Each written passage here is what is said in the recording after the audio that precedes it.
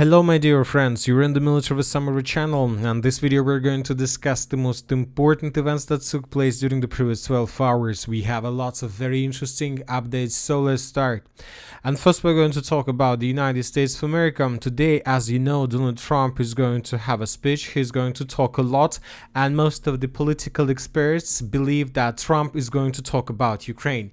Most likely Trump is going to give us a lot of very interesting details and updates about Ukraine, probably for the period since the 2022 till now, and according to different sources, most likely Donald Trump will provide us evidences that Ukraine was selling weapons during this period of time, most likely to the enemies of the United States of America.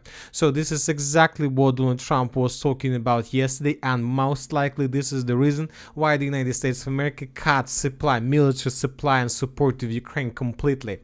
Now let's discuss everything in details, and first let's discuss the statements and different articles that were published by different media before all these, let's say, bad things for Ukraine happened. First, let's discuss the article published by Bloomberg. Zelensky announced his readiness to meet with Trump, but as an equal. Zelensky said he was ready to meet with Donald Trump again if the United States president invited him, but made it clear that another meeting at the White House would have to be serious for him to make the trip. So as I understand, so every time you visit Oval Office, it doesn't mean that this is something serious. We deserve equal dialogue. If the US president invites us for constructive dialogue to solve real problems, for serious questions and real decisive actions and responses, I will come, Zelensky told Bloomberg. Once again, Zelensky demonstrates how different his reality is from of the US president. Despite his defiant tone, Zelensky told publication that his country is ready to make a deal with the US on the natural resources. After most likely these statements, we got several updates from the United States of America. We got report that Trump is open to resuming talks with Zelensky on natural resources, but only on the condition that he changes his position, the White House reports. What kind of position Donald Trump is talking about? Obviously, it's clear. Zelensky during the London summit stated that it's still very, very far from the settlement of the conflict in Ukraine, and that was the biggest mistake that was made by Zelensky on the territory of London. Trump took this statement and decided to describe his own opinion about this. This is the worst statement that could have been made by Zelensky, and America will not put up with it for much longer. It is what I was saying. This guy doesn't want there to be peace as long as he has America's backing and Europe. In the meeting that they had with Zelensky, stated flatly that they cannot do the job without the US. Probably not a great statement to have been made in terms of a show of strength against Russia. What are they thinking? And this statement was commented by Elon Musk. Zelensky wants a forever war, a never-ending craft meat grinder. This is evil. Another important statement made by Musk during the previous 12 hours is, as distasteful as it is, Zelensky should be offered some kind of amnesty in a neutral country in exchange for a peaceful transition back to democracy in Ukraine. I'll remind that Zelensky also several days ago reported that it's not just enough to remove him, it's the Western countries and people and politicals in the world should force him not to, let's say, join, not to be a part of another election process, and for these purposes they need first of all to negotiate with him. Obviously, maybe he is talking about money. He's saying that he's talking about NATO in exchange for his position, but I'm not sure about this. Another important statement made by different US authorities. US Commerce Secretary Howard Lutnick detailed what triggered the White House situation. I want $300 billion in reparation from Russia. Most likely Zelensky was talking about the frozen assets. Zelensky said, I want them off my land. I want all the land, seriously, all the land, and more reparations and more security guarantees. This is not a peacemaker. This is a troublemaker. So Zelensky for the United States of America from now on is a troublemaker. And later we got another very important article that was made by let's say, Americans. According to the New York Times, US President Donald Trump will meet later today with his top national security advisors, including Secretary of State Marco Rubio and Defense Secretary Pete Hegseth, to discuss the next steps regarding Ukraine. And this situation took place, let's say, 10 or 12 hours ago, but later, most likely after this meeting, we got one of the most important updates for the previous 24 hours. According to information we have, the United States of America stopped the supply and support of Ukraine. Trump pauses all US military aid to Ukraine after angry clash with Zelensky. US military aid supplies to Kiev stopped at 4:30 of Moscow time. The suspension of military aid concerns all weapons outside of Ukraine. This is very important because this suspension concerns also those weapons that is already on the territory of Poland, almost on the border between Poland and Ukraine. Ukraine will not only be able to fight at its current pace until the summer without US military aid. So, as I understand, according to this article, in 3 months, Ukraine could collapse completely. Once supplies start to run low, the consequences for Ukraine will be serious, even if other countries try to fill the aid gap. Of course, they will try to do this, but we understand that the United States of America is the only country that produces missiles for the Patriot systems. Also, we are talking about HIMARS missile systems. So, first of all, Ukrainians will lose missiles of different types for air defense and for attacking deep inside the territory of Russia. Due to the suspension of the US aid, the Ukraine armed forces will primarily feel a shortage of air defense missiles and HIMARS multiple launch rocket systems, said Verkhovna Rada Prime Minister Goncharenko. So, and right after we got this information, we got another statement made by Zelensky, or at least by BBC.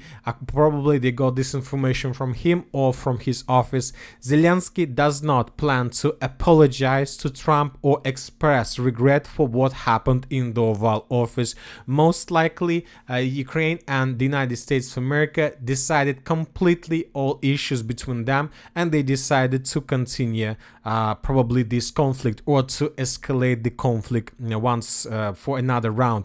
So the situation is very difficult. Once again, summarizing everything, with this level of supply from the European countries, most likely Ukraine, according to the Western media, will collapse in 3 months. Several important statements from the United States of America.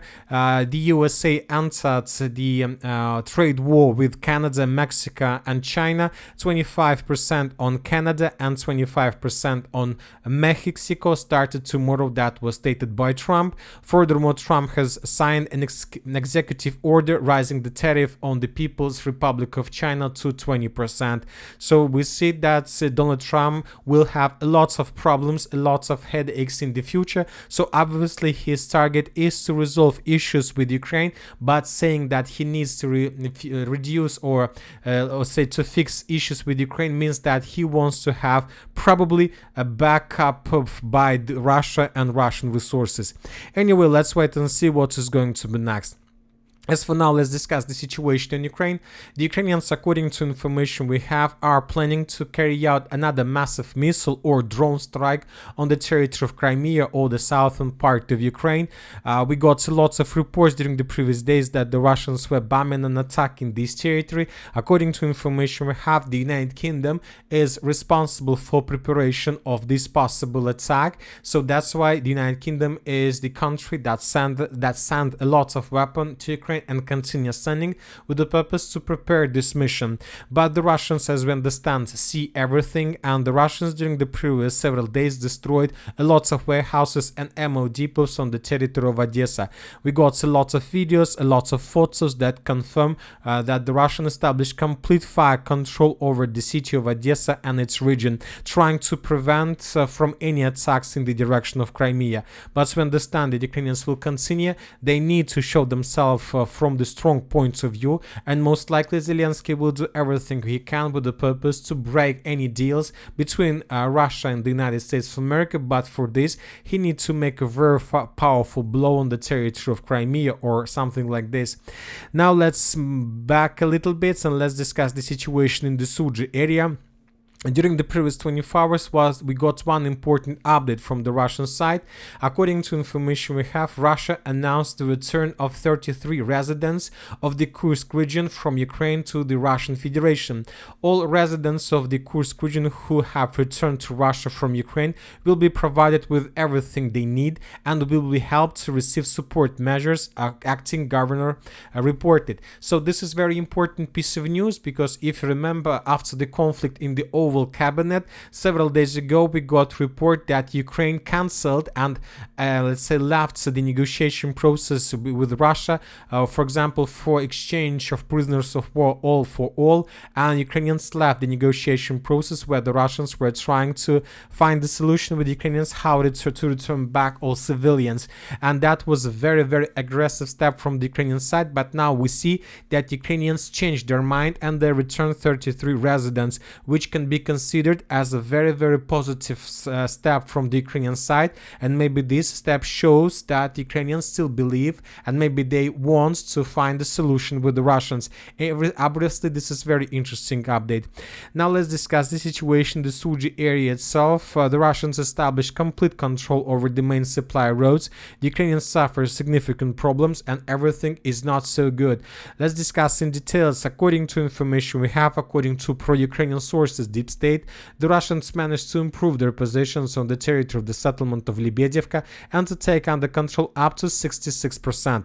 The Russians are saying, and the Russian sources reported, that the village was already secured by the Russians almost completely, just several pockets of resistance that will be most likely cleared by today, and the Ukrainians confirmed that the Russians control just 50 or a little bit more in territories. Also, lots of very interesting updates are coming from the northern part. Currently, there are very heavy clashes for the settlement of Malaya Loknya. The Russians during the previous several days were trying to attack the settlement from the north through the territory of Staraya Sorochina. Also, the Russians continue their attempts to attack the settlement through the village of Viktorovka. And today, according to pro-Ukrainian sources, the Russians began another offensive operation, but this time the Russians are trying to attack the settlement of Malaya Loknya from behind. So they, as you can see, there are 3 roads of attacks with the purpose to force the Ukrainians to fall back. And but the problem is that the Russians have already established complete FPV drone control over the main supply lines that go from the territory of Sujda towards the settlement of Malaya Loknya.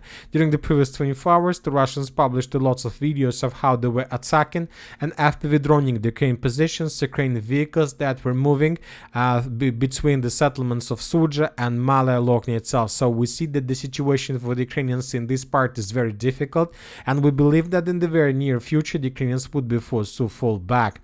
Now let's move further and let's discuss the situation in the central Kupiansk direction. Today, according to neutral mappers, we have additional confirmation that indeed the Russians managed to improve their positions on the territory of the village of Zagryzovo. The Russians continue their offensive operation, and we expect that during the next several days the Russians will take the settlement under complete control.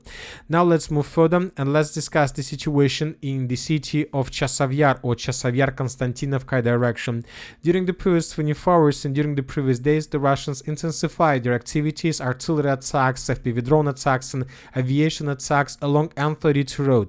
I'll remind you that since the beginning of February we've been receiving lots of updates of how the Russians were improving their logistics in this area, trying to build as much as possible defense nets against the Ukrainian FPV drones.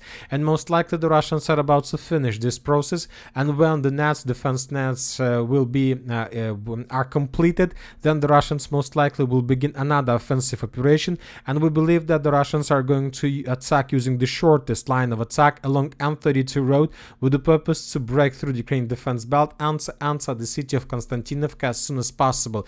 This attack can allow the Russians either both to enter the settlement itself and to get immediate victory, and this attack can allow the Russians to cut the southern part of Konstantinovka and the pockets of villages of Kleban-Byk, Pishinovka, Ivanopol, Alexandra Shultne. All these pockets might collapse automatically. Furthermore, during the previous days, we've been receiving lots of updates of how the Russians were bombing and attacking exactly this area, trying to damage as much as possible, trying to deal as much as possible damage exactly to the Ukrainian vehicles in units along this line. So we expect in the very near future Russian offensive. Now let's discuss the situation in the South Donetsk direction. During the previous 24 hours, we got another report that the Russians managed to improve their position significantly between the settlements of Privilny and Borlatska. This information was confirmed and provided us by pro-Ukrainian sources. Very interesting details are coming from the Zaporozhye direction. The Russian sources reported that the Russians aviation is carrying out massive bombing strikes along the entire contact line west of Kamensk to Sherbaki. So the Russians, according to information we have, currently reducing everything till ruins that is already located between the settlement of Kamyansk and Sherbaki.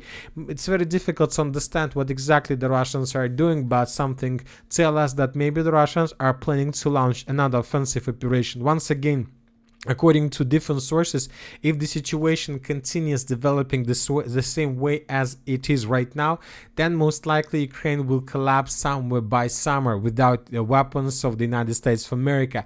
But if the Russians launch their major offensive operation, which will force the Ukrainians to use their weapons faster, then the Ukrainians can be out of weapons probably in a month or two. So most likely the Russians are going to start using this advantage and this benefits. Furthermore, for example, today, for the first time since the beginning of the special military operation, French Mirage 2000 jet reportedly spotted for the first time in the skies above Ukraine.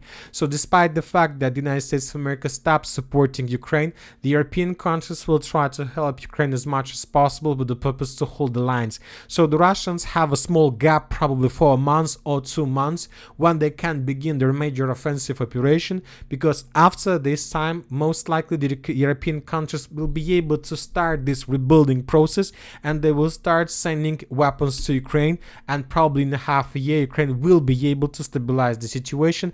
Even it's not going to be the same stability as we can see right now, but obviously the situation can be better. So Russians have a small gap, small window of opportunities, and most likely they will try to use this window of opportunities in the very near future. And that's it for the short video. Military Summary channel reminds we condemn any violence in the world. Thank you for watching. Subscribe to my channel, put your likes, join my Patreon, and have a good day. Bye bye.